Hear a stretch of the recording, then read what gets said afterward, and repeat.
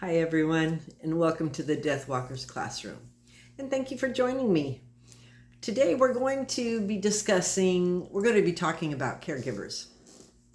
And what we are going to start talking about is how to recognize a caregiver in distress, and also how the American death care system leaves caregivers navigating crisis instead of receiving care. And it has long since been a big free labor force. Caregivers probably offer somewhere between $600 and $625 billion a year in free labor. And at one time, that was probably a very workable system, but caregiving is just too big right now for just one simple solution. And I'd also like to start out by saying, too, that the U.S. care system, it was based on one assumption. And that one assumption is someone, particularly a woman, will handle it. That was their whole foundation for the United States care system, that someone, preferably a woman, would handle it. And for the most part, we've run with that sentiment. And just now are we seeing that it's just too much. And we are also seeing, too, that there is an illusion of a system. There isn't much of a system at all. If you have ever tried to navigate palliative care or hospice or assisted living or even the nursing homes, in the United States, I'll be talking about that in particular, is you already know the truth, that there really isn't a system. Again, the care system was based on someone, particularly a woman, will handle it. So the illusion of there being a system is exactly what it is. It's an illusion at this point. Yes, there are fragments. There are what I would consider islands or silos, if you will. And there is a patchwork of very well-meaning professionals that they are working inside the structures, and they are doing their very best. Make no mistake about that. And I do know that. But they were never designed to hold the weight of a real human need. And it's always based on a system, a mechanical system that runs off of protocol and insurance papers and red tape, and it goes on and on and on and on. And as a caregiver, and also as a death walker, I can attest to how much of this is actually happening right now. And there are so many people who are in a caregiver position, and we just don't realize the distress and the instability of the systems that we have. They're just not sustainable. So when families enter these spaces like palliative care and hospice and nursing homes and assisted facilities, they have expectations, or they go in believing, maybe expectations is a bad word, but they do go in believing that there will be some guidance, that they will be supported. And they will be informed. And they expect communication. And that's the funny thing. The families and the caregivers, their definition of communication is clearly not the same that the systems provide in their definition of communication. So it's a miss. You know what I'm saying? It goes like this, and then it just goes like that. And we also, as caregivers, we expect coordination, and we expect you all to care, the fact that we are giving care and that we need care as well.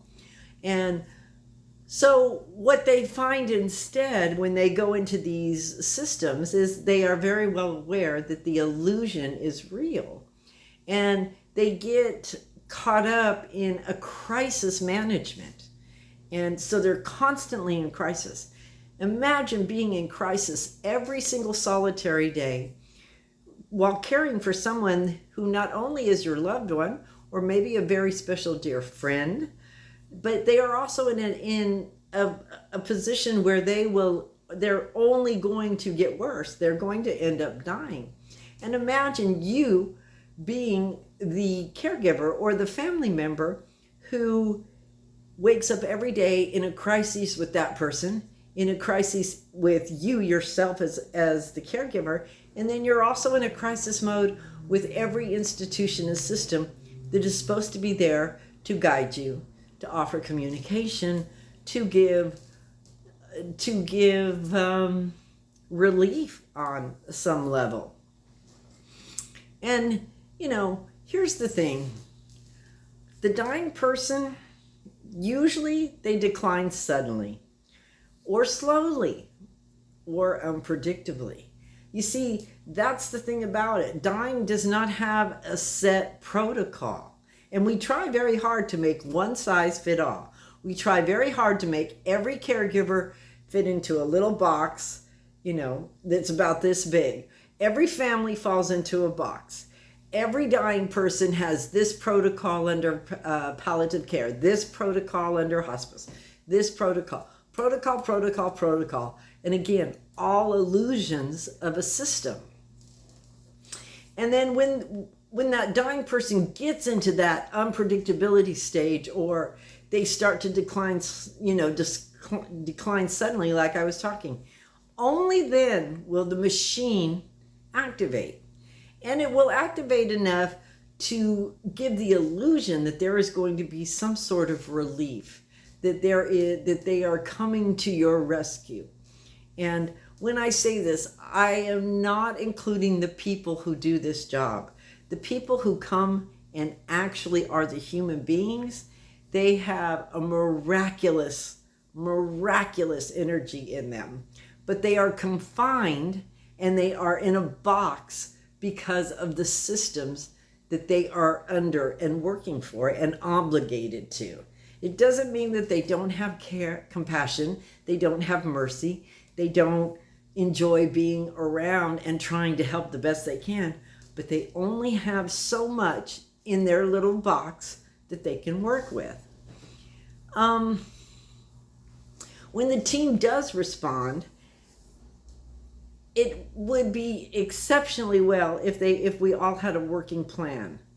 And, the plan usually calls for medication adjustment or maybe a visit squeezed in between 10 others. And what was supposed to be an hour visit now becomes 20 minutes, now becomes 10 minutes. Now there's no respite care. So again, the caregiver is left in this horrible crisis mode. Crisis about not having the care team who has a plan, but it's not a plan that is sustainable for the caregiver and the family themselves. It works great for the system. But again, we do this and then it just goes like this. So it's just not being able to be connected and intertwined. And by the time that, help really does arrive and, you get down, you have navigated and you have advocated and you have run through every phone call, you have called every person that you know. By the time that the professionals do step in, everybody's already in a panic mode. And, by that time too, the family has already been holding the line alone, literally. It's kind of like that tug of war. They've been holding that line so long that their hands are bleeding. And, finally when it comes in, then, again, there's a systematic moment of, okay, I can breathe for a minute. And then once that visit's gone, then it starts another loop. It starts another series.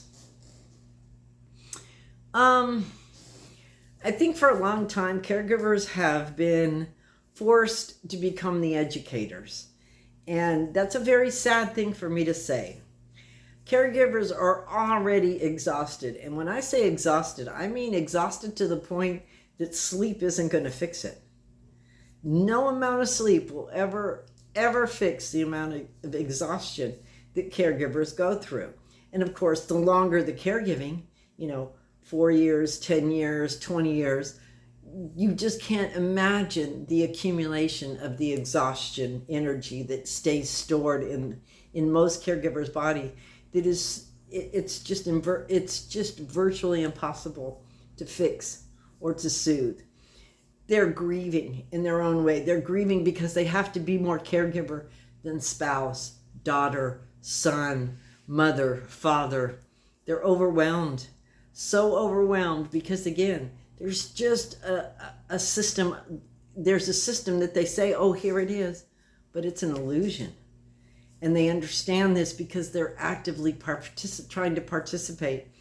And they find that it's not everything that it is supposed to be. A lot of times caregivers find themselves explaining death care to the very professionals who are supposed to guide them. I don't know how this occurs. I don't know when we flip the script on this. I'm not even sure how it's possible that as a caregiver, even including myself, that there have been times where I have to actually look at someone and turn my head and go, what? And I'll be like, no, let's back that up a little bit. Let me tell you about let me tell you the true facts of what you're discussing here. I get that a lot when I hear them talking about Medicare and Medicaid. I don't really think that they educate families well enough to understand what out-of-pocket expenses. They don't explain the true definition of Medicare, and Medicare does not pay for the living facilities or the main basic care of a facility.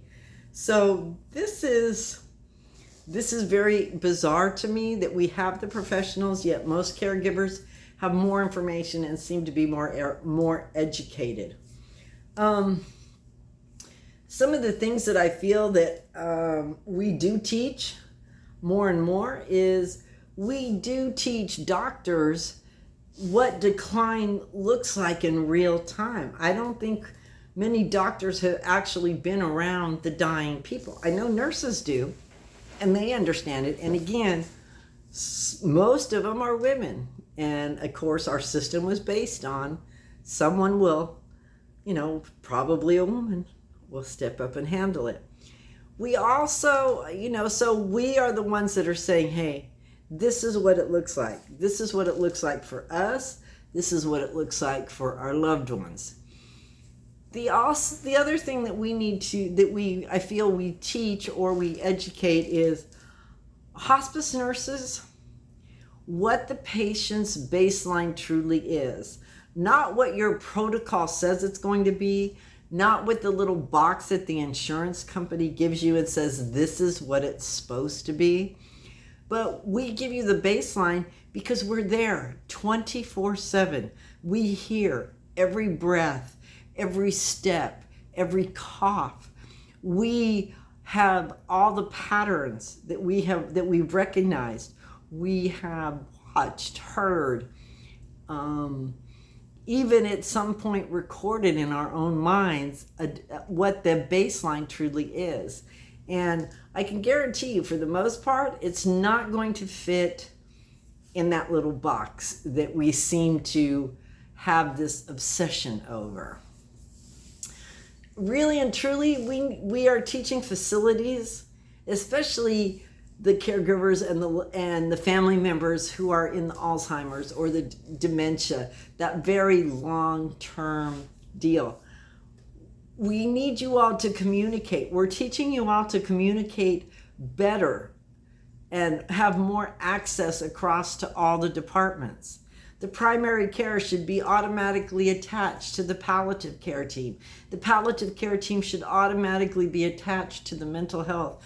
Everyone should be speaking at length together, not separately. Caregiver is not a solution that one thing can handle. It has to be everything combined, connected, and intertwined.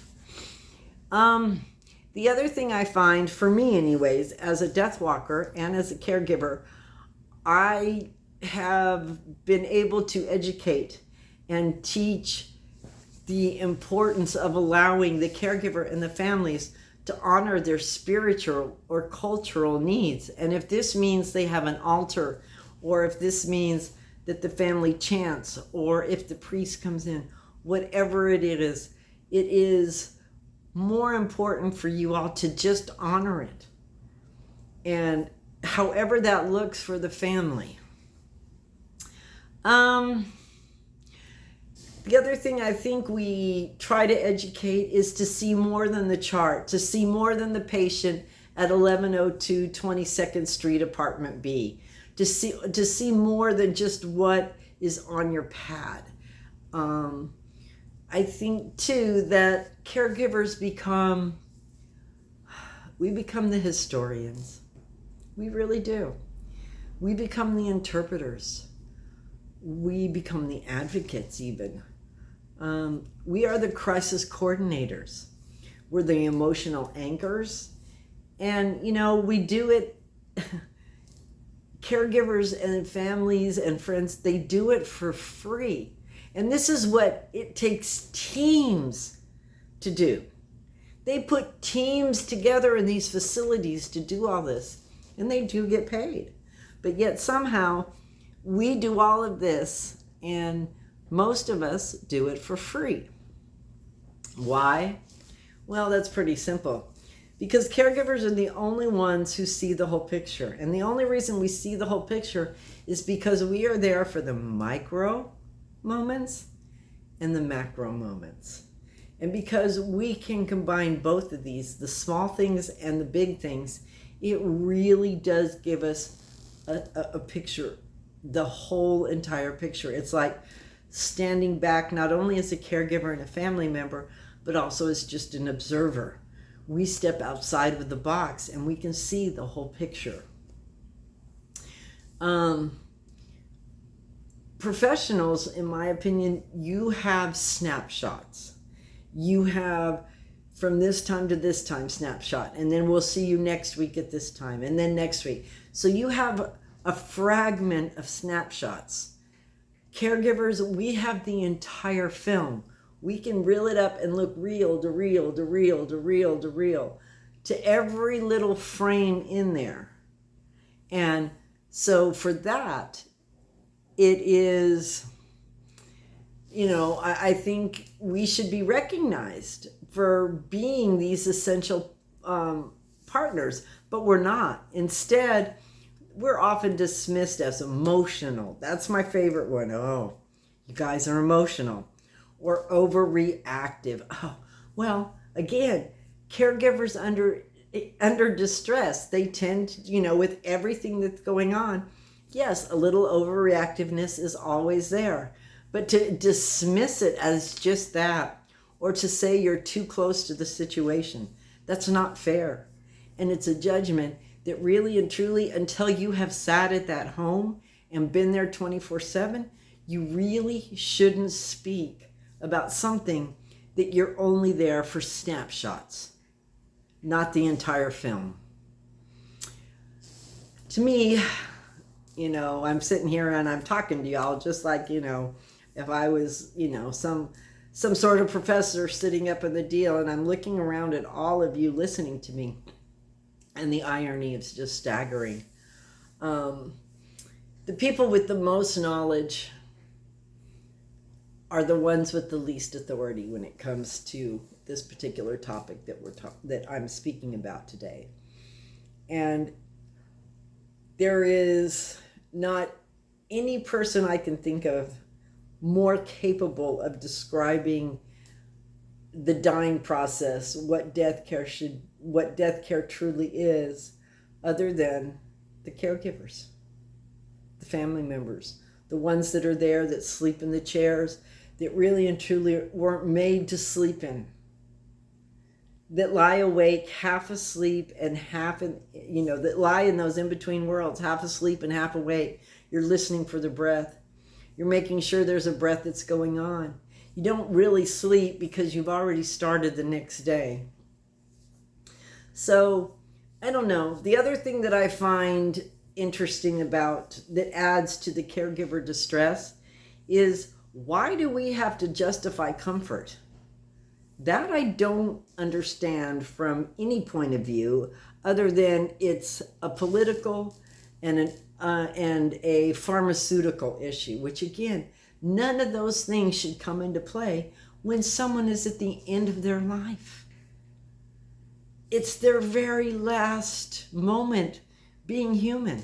Why shouldn't it be as comfortable, regardless of the means that the medical profession has it done? You have a myriad of ways. What good is it to have all this when one of the most painful realities in American death care is this: comfort must be justified.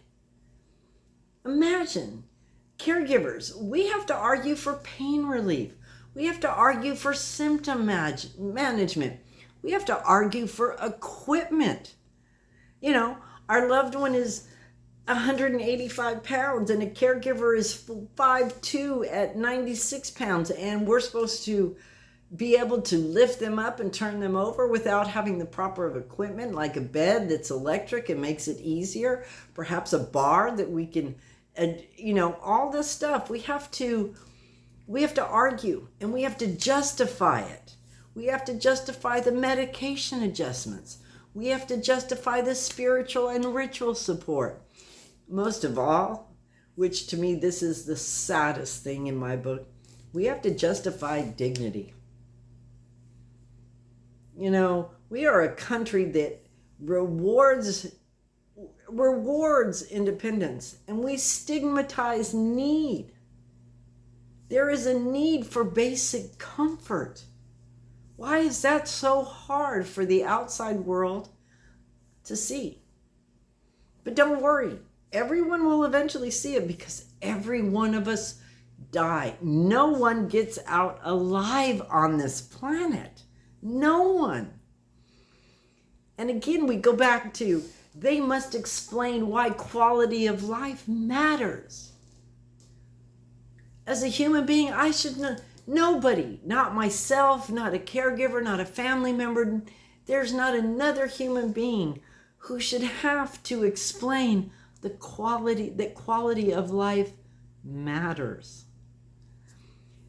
And the other thing is, they must defend the dying person's right to comfort. Why is that? On top of everything else that these families, that these caregivers are doing, why must they defend the dying? That's their personal right to be in comfort, and not the comfort that some nurse decides. Listen to the caregiver. They're there all the time. You know, there are countries that have integrated death care systems. And here, this is kind of unthinkable. Comfort is assumed in many of these countries. Dignity is assumed. Communication is assumed. Support is already assumed. And when, from the outside looking in, the U.S. has to look like chaos. It has to look underfunded. It has to look third world. It has to look so strangely indifferent to the emotional and spiritual needs of the dying, as these other countries have their universal death care.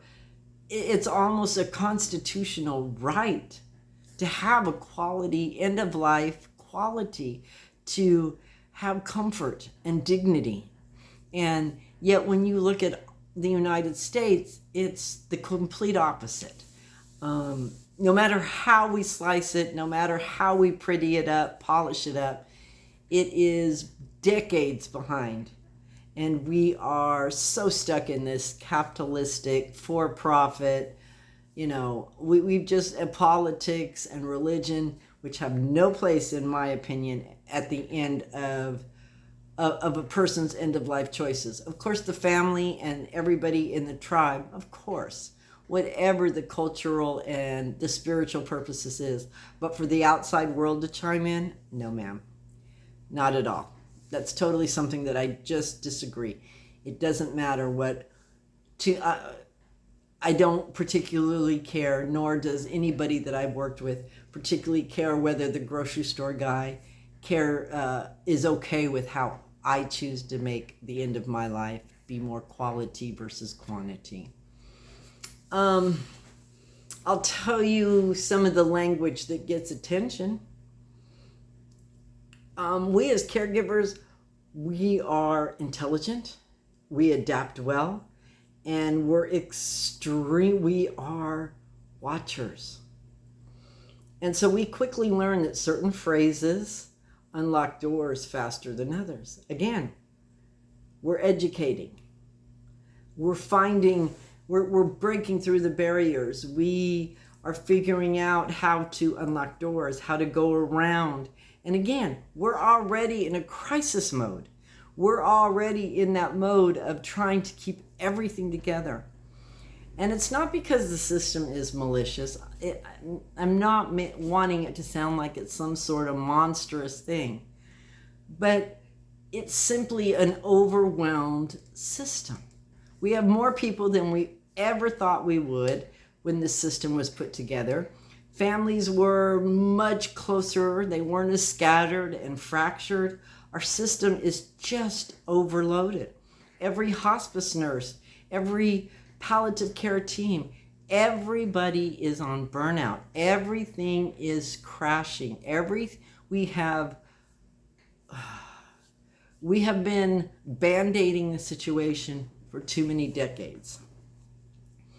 So, like I said, there are certain phrases that we have now come to, that we have learned, that we know how to phrase in conversations to give us a little relief, to bring us, we have to find ourselves, we have to find that rest, we have to find those answers, those solutions ourselves. And in doing this, it gives us just a few seconds of rest, just a little bit weight off of the shoulders of caregivers and family members alike. One of the key phrases is, we are seeing a decline. That perks everybody up. That'll perk the palliative team up. That'll perk the insurance team up. That'll perk the pharmacy up right then and there. Another one. This is impacting safety. When anybody thinks they're going to be liable for something because something is unsafe, they're right there in a heartbeat. We need a medication review. Again, liability right then and there. We got to get in there. We got to check this. We don't want to overgive. We don't want to undergive. It's the end of life, people. There's no coming back. They're not going to get better. They're not going to become addicted in their last, 14 days of life. And I don't mean to make light of this. I really don't. But sometimes, when caregivers get together, we laugh about these things because you all just don't pay attention to us. You all are ignoring us. You don't give us the credit that credit is due for what we experience, for what we actually walk day by day. It's not that we talk the talk, we walk the walk. We need a nurse visit today. Sometimes this works. Lately, it has not been working simply because we have so many nurses that have walked out of the profession due to burnout, just basically what our healthcare system looks like today. So that one, I wouldn't really pop up with that unless you absolutely know that it has some sort of weight. Maybe as far as a facility goes or a nursing home goes, yes, it might gather enough attention because, again, there might be some safety concerns or liable issues when it comes to that. Here's one that gets everybody a little nervous. We're requesting a care plan update. Now, when a caregiver or a family member says something like this, it's usually because we are at our wits' end. because we have tried every other way to get information, to talk to someone, to receive communication, to receive guidance, and it has led us nowhere. So we then play that card, so to speak. And the other thing that will absolutely get someone's attention is we need clarification on goals of the care. Like I said, we are organized, and so we need honest clarification. We do not need medical jargon that is meant for paperwork and red tape and HR. That's not us. The other thing I feel like, and I'm going to say this, and again, with most of the caregivers that I have hugged and cried with, and the ones that I do care, we have a private Zoom that I hold. I try to hold it once a month, but it's really hard to get everybody together just through a Zoom to raise to raise a glass of tea and talk to each other. But we all agree it shouldn't require a coded language. But here we are. We have this coded language just to get people to hear us, to pay attention to us. So let's be honest. Caregivers are educating far more than the institutions are. And that's just, and death with doulas and DeathWalkers and threshold keepers, they're going to be doing this too. Hopefully they'll fill in the gaps, like coordinating the communication, translating medical jargon. If we have DeathWalkers and death doulas who used to be nurses, we could sure use you guys to translate that. How about explaining the emotional landscape? That would be a really good thing. Maybe some of the gaps you could, especially if you are caregivers and stuff and you're no longer a caregiver, maybe you could coordinate to teach a staff about patients' needs, what you found. So there's all kinds of things that, we are willing to have done for us. It's not like we want to take on the world by ourselves. We don't.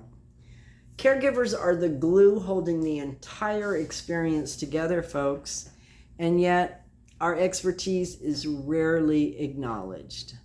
And there are many reasons why this. One of them is because, they don't listen because it would mean they have to restructure, and restructure usually means more staff, more money, and it also is probably to do with funding.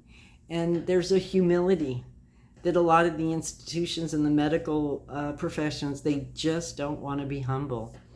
There's a lot of collaboration that needs to be going on. And we also, number one thing is we need to admit that the system is failing. That's the most important thing.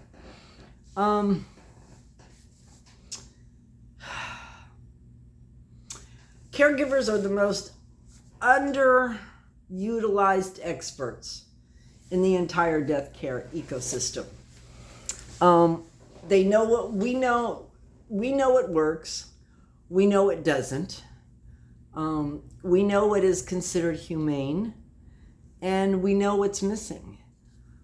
I had talked about this before about changing the system, or are we just plugging the holes, wrapping Band-Aids on it? This is where the conversation turns for me. Death doulas and DeathWalkers, they can be used as emotional bandages, crisis buffers, spiritual gap fillers. They should not be unpaid support staff. They should be integrated as educators, advocates, ritualists, companions, cultural translators. All this is wide open for the death doulas and the DeathWalkers, threshold keepers.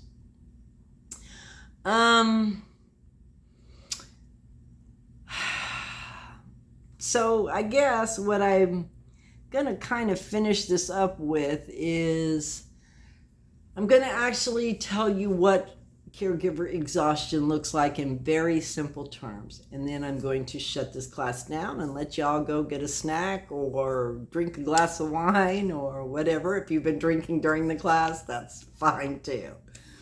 But caregiver distress really looks like crisis. It's an erosion, really. I talked about some of it already. A number one deal is the exhaustion. An exhaustion that sleep can never fix. It just can't touch the damage that's being done. Irritability. Often that masks grief. There's emotional flatness even. I mean, it's just, they almost are numb to any type of emotion. It's just a flat core deal. Isolation. And isolation is disguised more, or it's used as, it's easier, well, caregivers have a hard time explaining their life because it feels harder to explain their life than to just live it in isolation. And then there's hyper responsibility, and this is just to the point where they just take on more and more and more. And it also borders on a little bit of the self erasure that leads into losing one's identity. And this happens when friendships and health and even mental health, they just kind of fade away. They really do become invisible. The other thing that happens is, they lose their identity in the needs of others. You know, they become people pleasers, and it just becomes just an automatic gear that they shift into. The very last thing is silent despair, and I don't think there's any caregiver out there who can say that they have not woken up. And the silent despair is, there's no escape, there's no exits, and there's no witnesses. And it's that feeling when you know that I just don't have it in me anymore. I can't get up tomorrow and do this. And, you know, I talk about our private Zooms and stuff that that I have, and, you know, the caregivers that are in there. It's really our only way to really help each other and connect with each other, because getting together, you know, to go have a cup of tea or, you know, meeting at the local market or something, that's just not feasible for us who are working 24/7 at caregiving, plus maintaining the household, plus on top of everything else that's going on in our lives. So, you know, having the little private Zoom that I do, we get together, and every one of us have talked about how we dream, or we have this escape plan. And it's beautiful when we all talk about it. And so these are the signs that, you know, they're not subtle.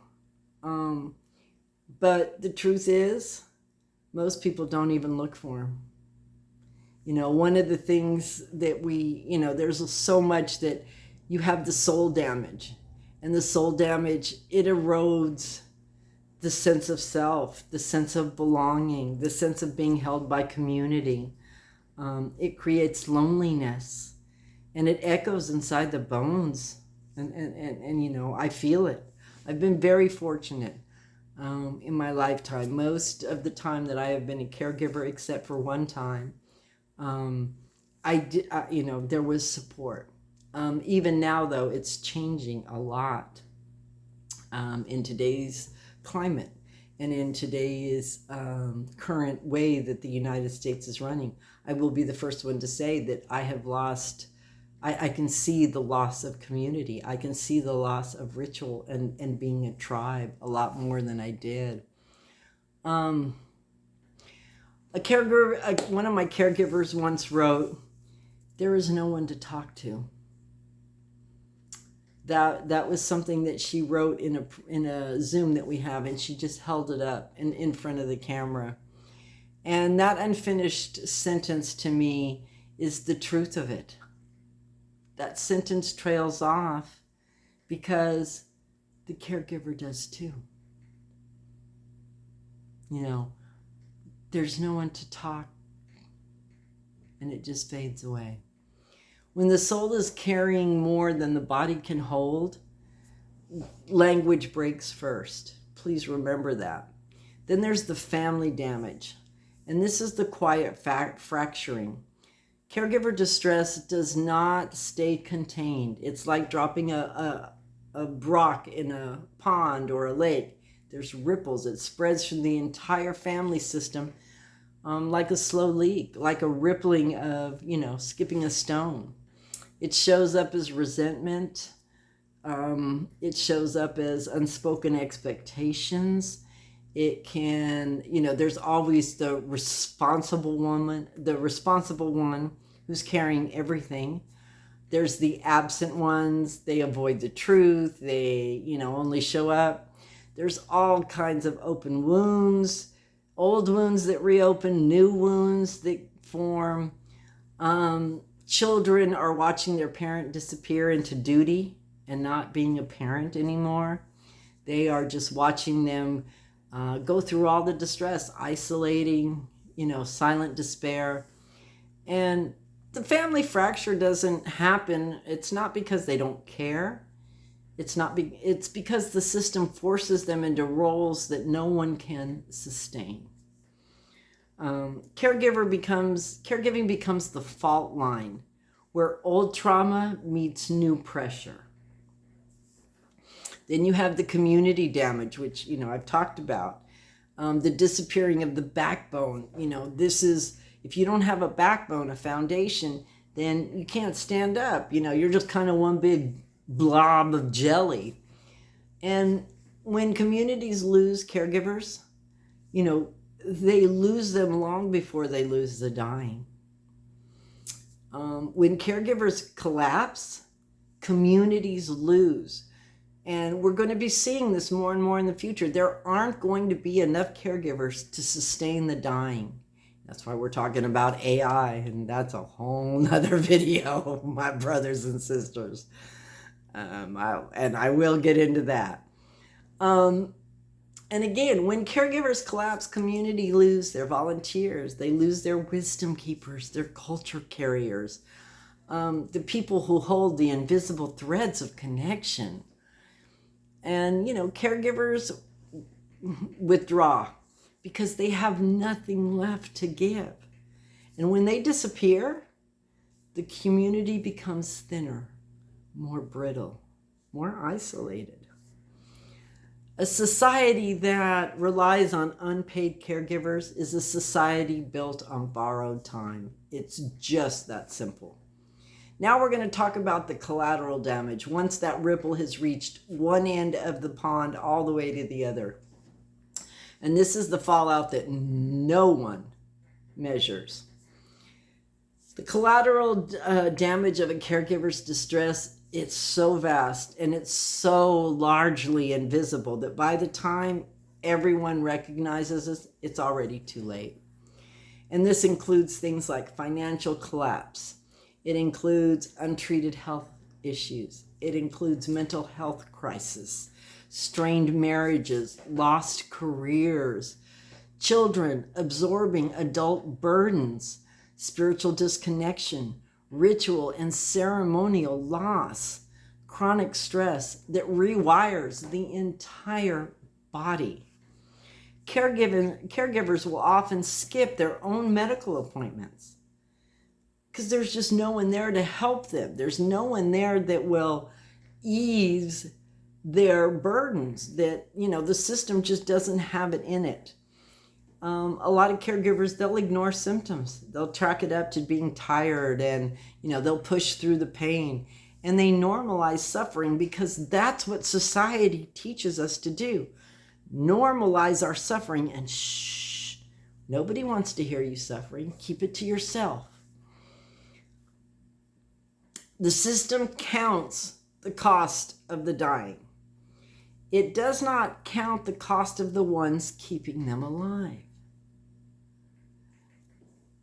When financial collapse happen, it really is because it's the price of love in a broken system. Caregiving is expensive.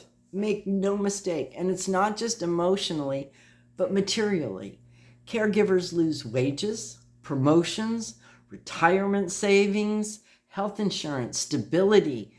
A A lot of caregivers take on debt, credit cards, second jobs. We have to make impossible choices. The system calls it family responsibility. But what it really means is we will not fund care. You will. You know, one of the other things too that I think is quite extraordinary about this is we would rather praise our caregivers, say things like, oh, you're so strong. Oh, you're heroes. You would rather do all, and we have awareness months and we do meal trains and people text. And those are all great, but they don't solve the problems. They don't make the crisis any less, because those awareness months, they go away. And so do the people.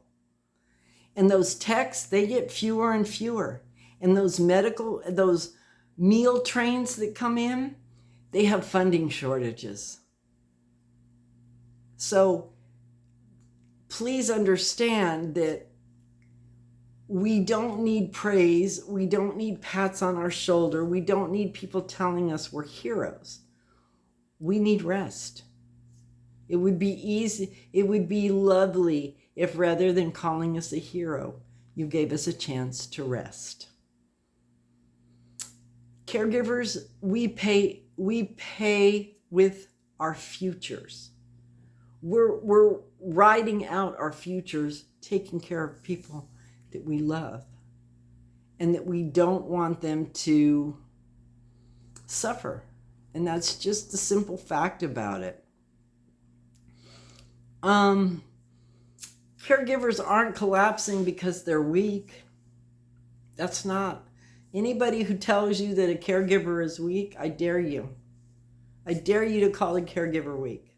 I dare you to say that your caregiving is a failure. It's not a personal failure. It's a societal failure. They're collapsing because they're holding up a system that was never meant to rest on one person's shoulders. And yet, here it is. Caregivers keep showing up, folks. They keep loving, they keep crying, and they keep holding the line until they can't. And this is something we all need to take seriously. We need to really take a good look at. We need new models. We need new structures. We need to understand that not paying our caregivers, not giving them the rest that they need, not being able to communicate with them, it's cruel. It's just plain and simply cruel. And the whole foundation of the United States care system, of it simply being someone, particularly a woman, will handle it, that is not good enough anymore. So thanks for joining in, and I'll see you next time. And stay tuned. I'll have my next little mini classroom coming out on my social media programs, and then I'll have my longer version here. Thank you so much for joining in to the DeathWalker's classroom through Destiny's Door. So much love. Do better, and we'll be better.